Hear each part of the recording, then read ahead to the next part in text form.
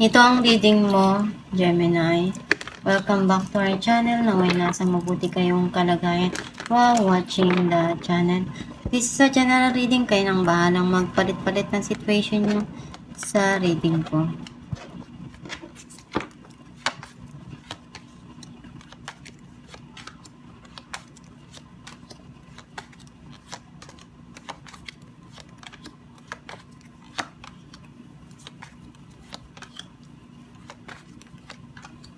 At the bottom of the deck, 8 of Swords.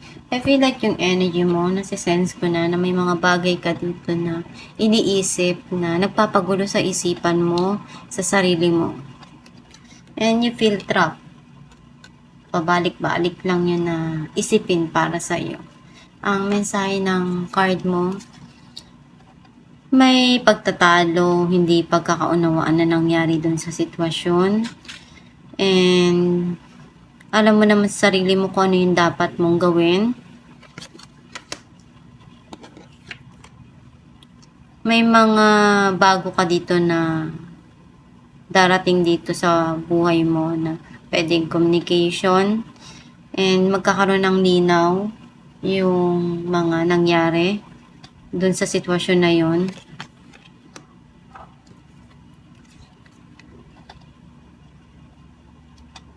Ginagawa mo yung makakaya mo dun sa mga dumarating sa buhay mo. Either pag-ibig man yan, financial, or kung ano yung mga bagay na magagawa mo pa dun sa mga dumarating sa'yo. And ginagawan mo ng paraan lahat.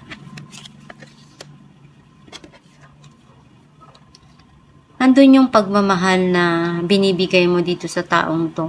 And ganun din siya. Some of you, pinupunuan mo yung pagmamahal na kaya mo na mapunuan dun sa sitwasyon na yon.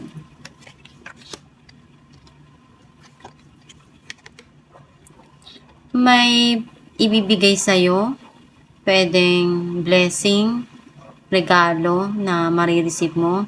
Some of you naman, minamanifest mo yung financial na dumating sa'yo.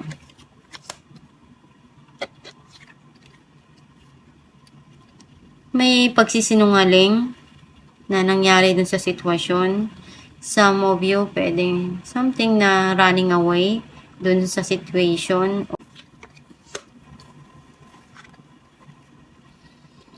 You need to balance yung sitwasyon and habaan pa yung pasensya.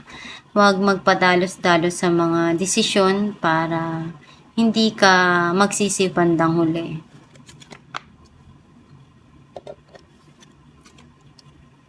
Sobrang matulungin ka and mapagbigay.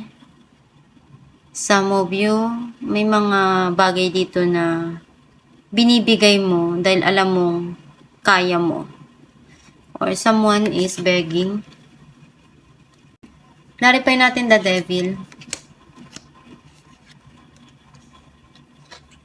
5 of Swords and Page of Cups. Ngayon niya nararamdaman yung pagmamahal. Some of you pwedeng naisip mo na mas unahin na muna yung sarili mo. Gusto mo muna kalimutan yung mga bagay na para sa'yo kailangan na iwanan sa nakaraan. Some of you naman, pwedeng may tao na nagpaparamdam ng pagmamahal sa'yo. Ito ay nakakabata. Clarify natin ang The Magician. 2 of Pentacles and 5 of Swords. May mga gusto ka dito na baguhin sa buhay mo. And ginagawan mo ng paraan kahit para sa'yo sobrang hirap. And you want to balance everything. Clarify natin Ace of Pentacles. Queen of Cups. And the Magician. Very emotional ka ngayon. Sensitive. Pagdating sa mga bagay na ginagawa mo.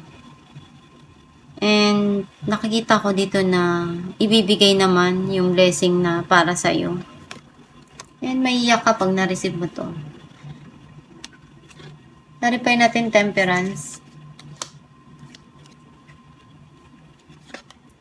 The Lovers and the Star.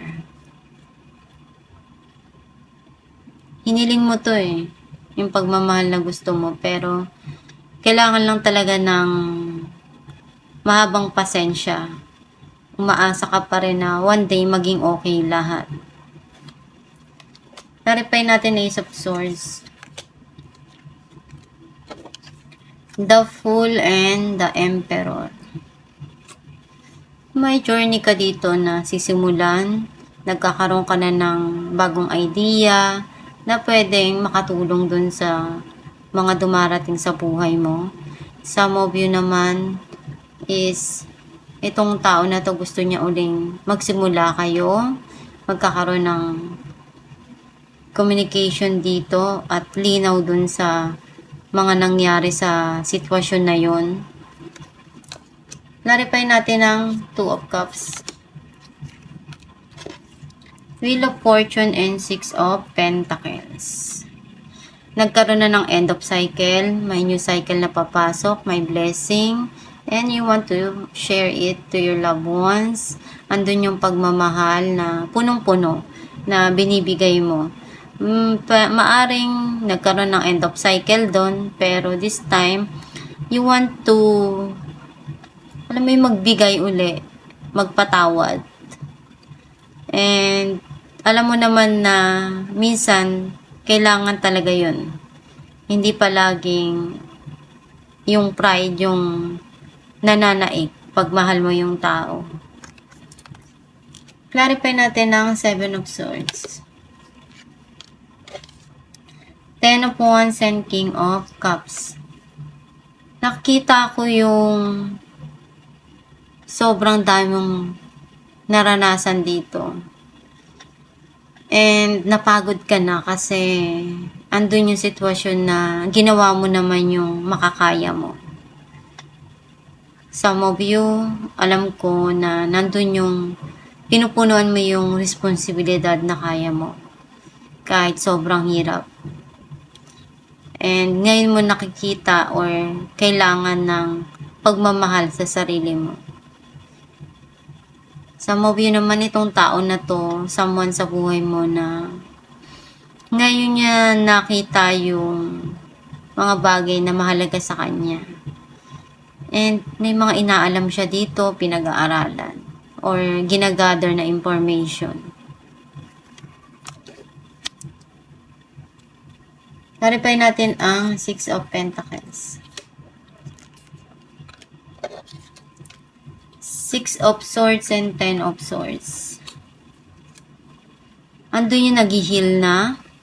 And may nihintay ka dito. Or may gusto kang puntahan. Pwedeng something yan na parating. Na blessing para sa'yo. Na pinaghirapan mo din. Ang mensahe ng yung gabay.